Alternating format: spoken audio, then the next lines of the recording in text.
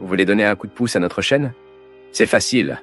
Le lien pour devenir un soutien sur Patreon se trouve dans la description.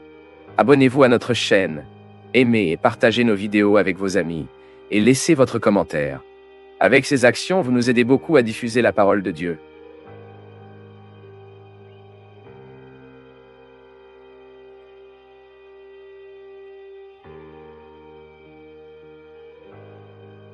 Ce mercredi Dash, un jour où l'Église nous invite à commencer une période de réflexion, une heure d'arrêt, à la rendre différente. Vous savez que l'une des grandes richesses des temps liturgiques est précisément de proposer la rupture de la routine. Nous célébrerons différentes raisons. La vie est la même. Le mystère est toujours le même. C'est le mystère du Christ, la vie, la passion, la mort et la résurrection. Ensuite, l'Église, avec une grande sagesse, divise tout cela en moments afin que nous puissions donner à notre âme le droit de goûter chaque détail de ce mystère. Maintenant, ce qui est intéressant, mon peuple, c'est qu'il y a une connexion très profonde, très étroite entre les cendres du 4e et la lumière de Pâques. Vous voyez que nous commençons par des cendres. Nous commençons à montrer la fragilité du bois. Le bois, quand il brûle, il devient des cendres. Mais nous savons également que dans le sens de cette fragilité est une potentialité de sommeil et de sauvegarde, nous pourrions le dire. Quand je deviens gris, quand je célèbre le début de mon carême, me rappelant que je suis de la poussière, que je suis fragile, je prépare mon esprit pour que je puisse vivre la grandeur que Pâques me suggère. Carême? Est-ce qu'il entre? De cette proposition d'être un moment où le chrétien est invité à savourer le mystère du salut, sous l'aspect du sacrifice, du silence. C'est pourquoi le carême est un moment différent. C'est une période de sobriété. Nous avons le changement même dans les coins dans lesquels nous chantons ce charistie sacré. Nous découvrirons donc que l'Église nous propose des gestes, des attitudes qui exprimeront notre désir de faire en sorte que le désert génère le fruit en nous. Il ne s'agit pas seulement du désert, mais c'est pour atteindre la place de la résurrection. Et l'Église, pour le moment, elle propose ce passage liturgiquement, nous montre que si je veux obtenir de bons résultats à l'avenir, j'ai besoin de savoir comment vivre les restrictions maintenant. Que chaque projet humain ne peut fonctionner que si nous vivons notre discipline quotidienne, qui comprend également des refus, qui comprend également des règles, des disciplines. Et c'est pourquoi c'est bon aujourd'hui, nous commençons par nous inscrire. Vous pouvez faire 2 listes, l'un des sacrifices et l'une des vertus. Mettez ce que vous pensez que vous pouvez faire concrètement des gestes de sacrifice en béton, afin que vous puissiez éduquer votre volonté. Un gros problème que nous avons ces jours-ci, mon peuple, est que les gens sont très faibles dans la volonté. Les gens abandonnent très facilement. Manque de discipline dans nos vies, je le répète. Et les Quaresmais font des exercices et nous aident dans cette discipline humaine qui se répercute dans notre vie spirituelle. Peut-être que pour beaucoup de gens, ce discours sera de plus en plus difficile à comprendre. Car nous tombons à la fois dans un état d'esprit où les gens ne veulent plus sacrifier. Alors les mariages se terminent si tôt, donc les difficultés d'être père, d'être mère, parce que nous voulons être père, mais il ne veut pas le sacrifice de la paternité. Nous voulons être mère, mais nous ne voulons pas vivre les restrictions que la maternité nous apporte au début. Nous voulons sortir avec, mais nous ne voulons pas la fidélité dont elle a besoin, elle est exigeante. Être fidèle est très exigeant. Nous voulons atteindre le résultat, mais nous ne voulons pas passer par le sacrifice de la vie quotidienne. Ensuite, nous constatons que le carême est le portrait de la vie lui-même, et que les exercices perdus nous préparent à l'expérience d'une expérience humaine saine. Ensuite, vous avez un lien direct entre une proposition divine avec une proposition humaine. Ce que Dieu nous propose liturgiquement, ce que Dieu nous suggère liturgiquement, ce n'est rien de moins qu'une discipline quotidienne pour que nous puissions vivre mieux. Et le carême est un moment propice à l'évolution de notre esprit. Pourquoi? Parce que chaque sacrifice est naturellement pédagogique. Quand je regarde une barre de chocolat, je donne un exemple simple. Beaucoup de gens font ce sacrifice dans le carême. Et je peux contrôler ma volonté. En quelque sorte, je donne un organisé dans ma vie intérieure. Je suis fan de cette philosophie. Une image tordue que nous détruisons sur le mur se répercute en nous. Et ainsi, tout le temps, nous faisons l'expérience de modifier symboliquement la vie. Le symbole se répercute en nous. Vous savez, mon peuple, je continue de penser que l'expérience humaine, elle doit être symbolique. Quand nous ne connaissons pas le concept d'une situation particulière, quand nous n'échachons comment donner les raisons de tel ou de cet événement, nous avons un symbole. Le symbole est un pont de connexion qui nous fait atteindre là où nos pieds n'atteignent pas. C'est pourquoi l'art est symbolique, car il nous permet d'atteindre où notre corps ne suffit pas. C'est le vol de l'esprit. Par conséquent, les symboles du carême, afin que nous puissions atteindre des endroits où notre corps ne peut pas arriver seul. C'est le vol de l'âme, et cette connexion est pédagogique. L'Église met précisément le mercredi des cendres pour commencer cette promenade, pour que nous ayons une opportunité tout au long de l'année d'expérimenter avec 40 jours, tout comme Jésus l'a fait, pour être dans le désert. Le désert n'est pas le lieu de facilité. Nous savons que le désert est le lieu de la souffrance. Ah, prêtre, mais le Seigneur propose que nous devrions souffrir en paix pendant le carême. Nous n'avons pas à être des masochistes. Nous savons qu'il y a déjà trop de souffrance, mais nous chercherons liturgiquement le sens de la souffrance et l'appliquerons dans nos vies. Les cendres d'aujourd'hui, lorsqu'elles sont bien expérimentées, cela nous met dans cette humilité qui est si bénéfique pour la vie humaine, de savoir que nous ne sommes pas beaucoup, mais que, aidés par la grâce divine, nous pouvons obtenir de grands résultats.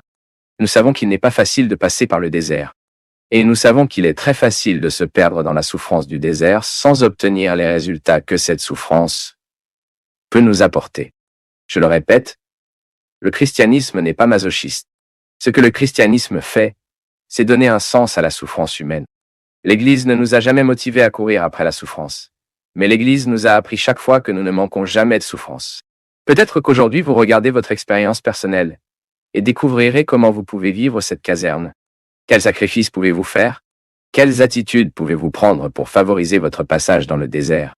De sorte, lorsqu'il atteint la lumière de Pâques, vos cendres en valaient la peine. De sorte que lorsque vous êtes devant la claille de Pâques, symbole de la résurrection de Jésus, la tombe ouverte, la nouvelle vie qui nous est offerte, vous avez le droit de répandre les cendres de toutes vos difficultés, de les regarder et de savoir cela en vaut la peine.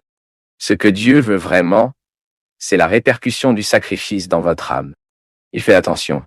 Si vous êtes devenu plus fraternel après ce carême, si vous avez plus d'enfants, si vous devenez plus amical, si vous devenez vrai, si vous devenez moins ennuyeux, c'est Dieu évalue. Bien sûr, le geste humain de renoncer à ce chocolat béni ou à cette viande bénie est juste de donner des règles humaines disciplinaires. J'ai une condition humaine qui doit être disciplinée. Et pour cela, j'utilise les ressources humaines. Mais la ressource humaine est symbolique. Et c'est ce que nous voulons. Découvrez, à cette époque de carême, l'occasion, avec des gestes externes, modifier l'intérieur de notre cœur. Rien ne vaut la peine de renoncer à une barre de chocolat si je ne peux pas traiter les gens qui travaillent avec moi, qui vivent avec moi.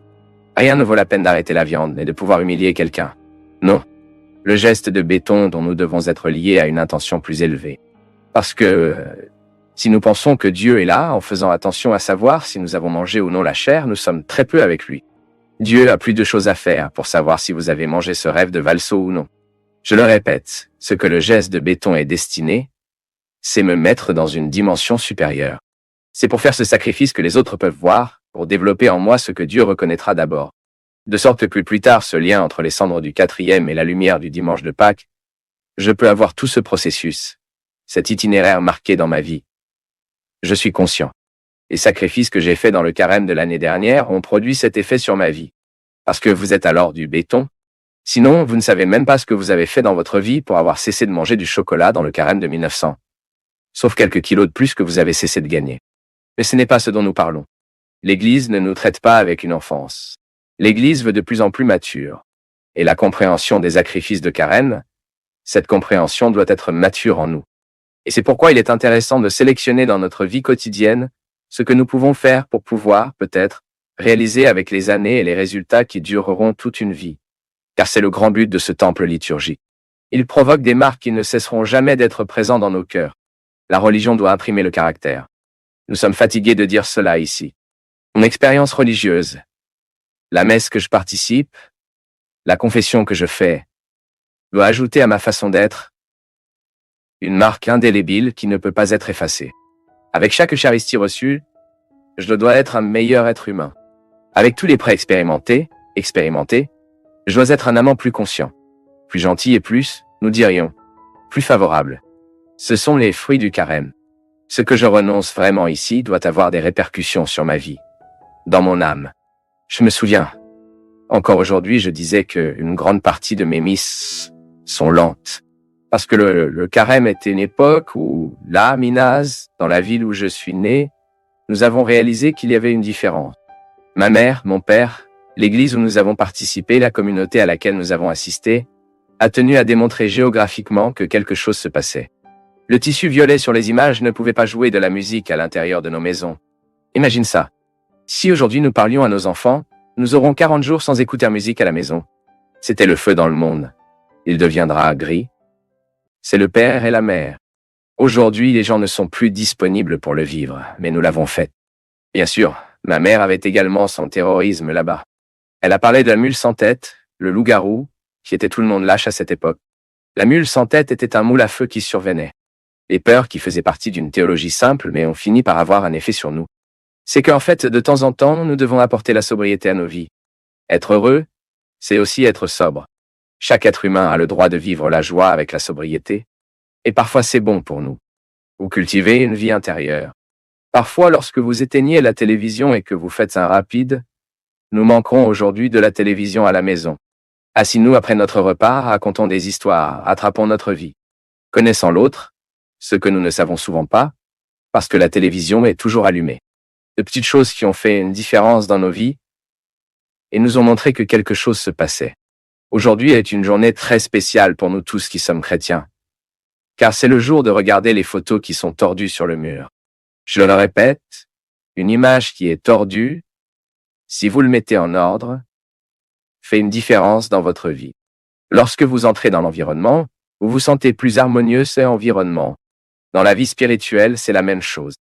Nous devons savoir où se trouvent les images tordues et nous faisons notre geste de redressement afin qu'ils puissent provoquer l'harmonie en nous. Merci pour votre entreprise.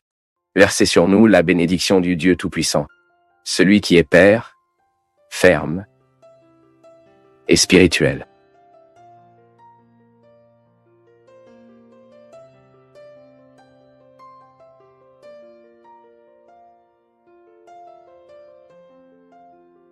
C'est un grand plaisir pour nous tous du Path of Faith d'être avec vous en ce moment.